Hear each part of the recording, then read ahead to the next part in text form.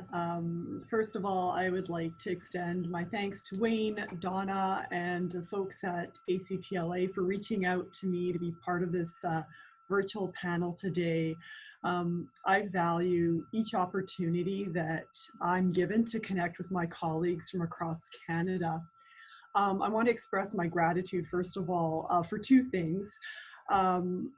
First of all, to those of you in Alberta who supported me when I was injured in 2015, I want to tell you how meaningful that was to me, and it still is, and how those acts of kindness have actually motivated me to reach out and support my colleagues in law now. Second, I'm grateful that you've all made the time to be here today at this program, that you're taking time to be present and to connect with your colleagues. By doing so, you're recognizing the importance of developing resilience and understanding that being resilient in the face of uncertainty and trauma is essential to withstand the stress, the pressures, and burdens we all carry. I'm also going to do a little personal shout out to my best friend, Deanna, who's a lawyer in Alberta, and I think she's joined us today, and a happy belated birthday to Rick. So just a little personal note from me. I'm going to use the time I have today to share with you my thoughts about resilience and how I, like everyone, when this pandemic has took over our lives, had something happen to me that was out of my control, that took me away from my practice. And what I learned in that time that I was away from my work. Although what happened to me that took me away from practice is different than what's taking us away right now, I do see many similarities. Here we are, minding our own business, court schedules full, client meetings booked weeks in advance, professional obligations, personal time, vacation, everything planned, and then in a moment, everything changes and you can't do anything about it. It can feel humbling, it can feel frustrating. For trial lawyers, the sense of not being in control can feel unacceptable. There's something about our personalities that draws us to this kind of work. And we like rules, we like order, we like to be in control. And then in a moment that's gone, and it can feel very destabilizing. That's what it felt like for me when I was injured 5 years ago. It feels different for me this time around because of the work that I've done to develop my resilience and my ability to be more flexible and less rigid. I'm less thrown off now by what's happened, I think, because of the work I've done. I'm speaking to you today from my office. This is actually the place, the space where I was injured on July 3rd, 2015. Just over there is where I was holding the voice recorder in my hand when I inadvertently detonated it. It broke the window that you see over my shoulder. So as you can see, I'm here, I'm back in this space, and I have asked myself, like, why not move to another office? Why not change firms? Why not bail law altogether and find something else to do? And in fact, you should probably know that it's one of the questions I get asked the most by other lawyers, like, why would you come back to this? Meaning the practice of law. Like, lawyers have suggested to me that I've had an out, that I had a way to receive like an honorable discharge from this profession. And that's troubled me, and it still does. What it says to me is that there's many of us who are not enjoying what we're doing most of the time, that we're feeling trapped or at least resigned to the fact that this is what we got.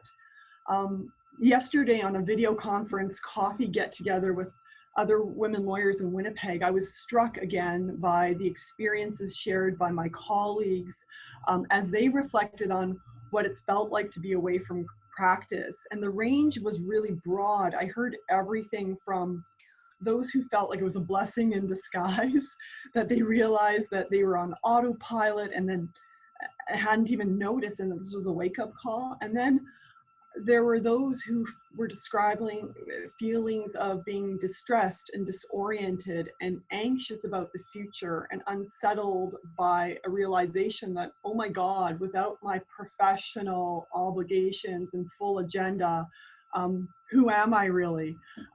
What matters to me? How do I fill this time? Why am I binging vacuous programming on Netflix?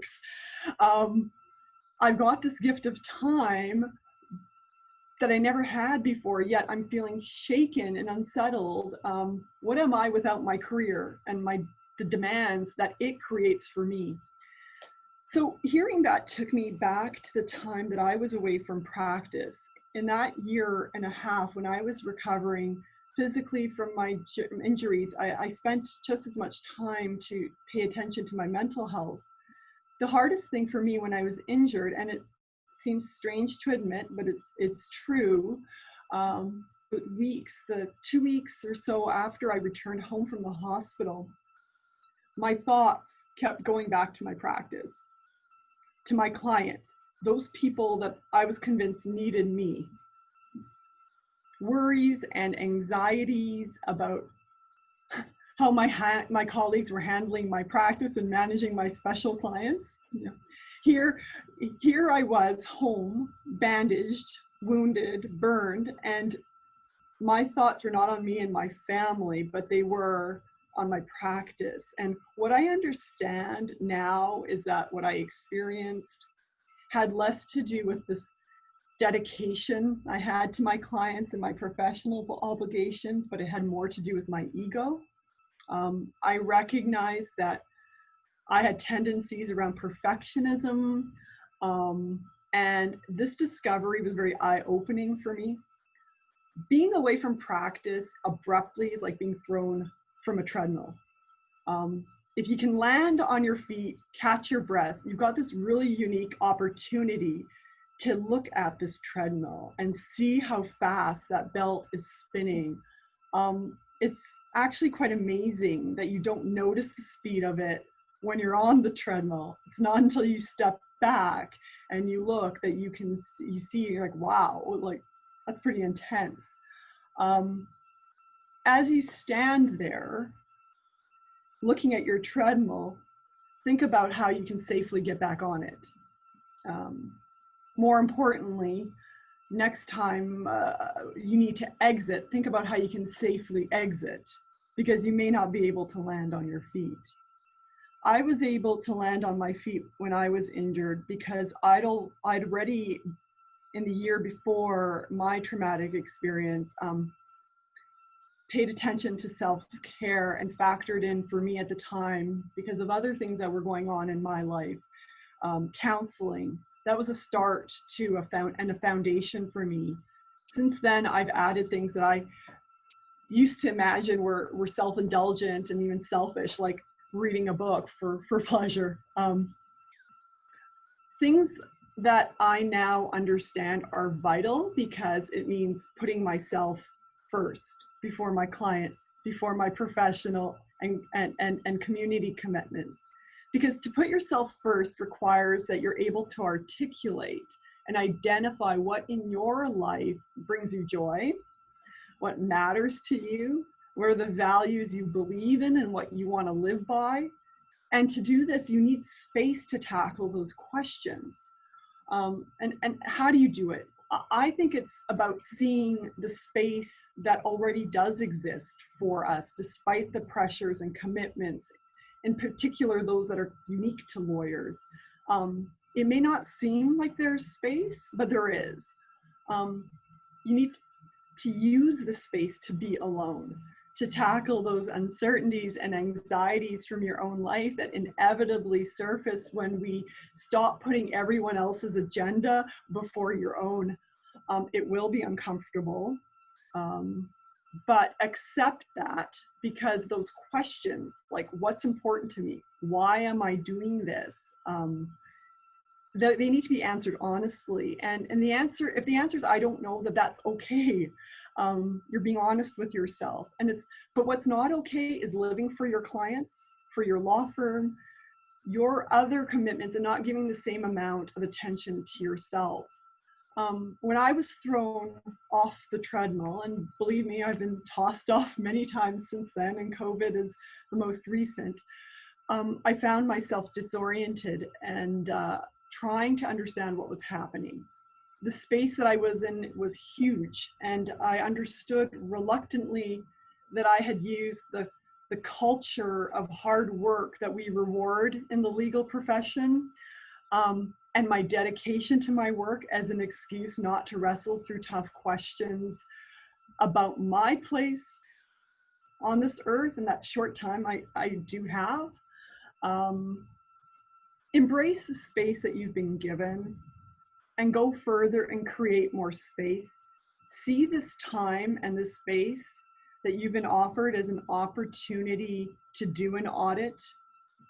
Accept that well-being is composed of physical, mental, emotional, and spiritual elements, and that those components will feature themselves in different proportions depending on who you are and what's important to you. It's from a foundation of well-being that your ability to develop resilience and flexibility, that's where that comes from. When you've created a strong base and sense of self, you'll then have confidence and trust in yourself. I tell people that I'm not special. I was not born tougher or more resilient than anyone else. Resilience is a skill that needs to be practiced the way that we develop and practice other skills in law. I have to say, though, I am proud of the work I have done to develop my resilience, because it's hard work, and I trust myself to be able to recover or rebound the next time I'm being tossed from the treadmill. It's not easy to make time to work out, to read, to walk, to analyze your vulnerabilities, to look in that mirror. It's easier to be reactive than to be proactive. But then you have far less control and far fewer choices. The lesson we can take from COVID-19 is that we can't control everything. Be okay with that. In fact, we're very vulnerable. So accept that.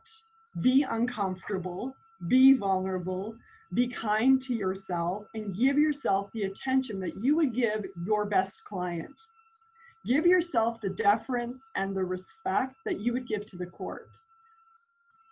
Doing this provides stability, foundation, a sense of integrity. If you take care of yourself, if you're fit and focused, you can then take care of others. It starts with you. Use the opportunity, the space that COVID-19 has given to examine where you are at this moment. See where that takes you. See what you can do with this space. The most amazing thing you will discover is that you can create those spaces at any time.